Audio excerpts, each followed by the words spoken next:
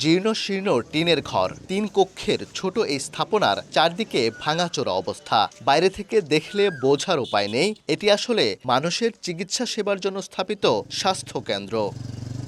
এটি ময়মনসিংহের ফুলবাড়িয়া উপজেলার সর্বপ্রথম ইউনিয়ন উপস্বাস্থ্য কেন্দ্র।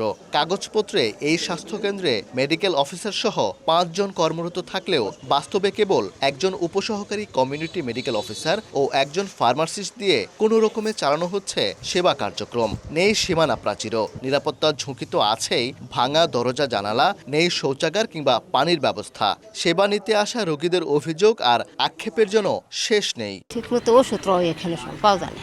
ভাঙাচোরা ঘর, এরা কোনো ওষুধপাতি নাই, কিছু নাই। রাহি দরজা খোলা ভাই, জিজ্ঞেস করি ওষুধ আছে নাই।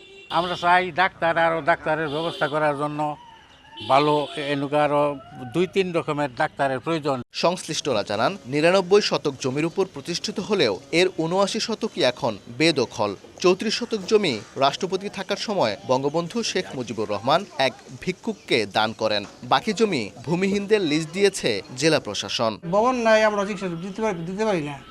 টাকাটা সে রুগী কোনো বহাবো, কোনো খারাপ খারাপো, আর ওষুধ দেন নাকি, চিকিৎসা করে নাকি। বাউন্ডারি করা নাই, যে কেউ রাত্রেবেলা মাদক টাদক সকালে এসে প্রতিদিন আমাদের ঝাড়ু দিতে হয়। ওষুধপত্র তো নিরাপত্তাহীনতাভাবেই থাকে, যে কেউ এসে করে আসতে পারে। তবে সিভিল সার্জন বলছেন বেদখল জমি উদ্ধার ও অবকাঠামোগত সমস্যা তদন্তে কমিটি গঠন করা হয়েছে। আর উপজেলার নির্বাহী কর্মকর্তা ও স্থানীয় সংসদ সদস্যও দিলেন কার্যকর ব্যবস্থা নেওয়ার আশ্বাস। ভগ্ন দশা এবং ভঙ্গুর দশা এইটার কারণটা প্রকৃতভাবে হবে উদ্ঘাটন। এটার যে জায়গা জমি নিয়ে যে সমস্যা আসা থেকে শুরু করে জনবল সংক্রান্ত ফাইনাল যে তারা একটা সুপারিশ সহ দেবে। জনদুর্ভোগ লাঘবে যে উপস্বাস্থ্য কেন্দ্রের ভূমিকা, সেটার জন্য এটা তৈরি করা হয়েছিল আসলে।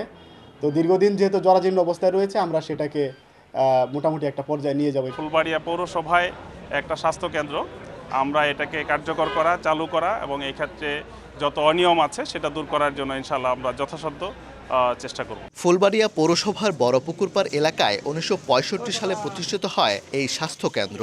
রুরাল ডিসপেন্সারি হিসেবে যাত্রা শুরু করে পরবর্তীতে ইউনিয়ন স্বাস্থ্যকেন্দ্রে রূপ নেয় প্রতিষ্ঠানটি।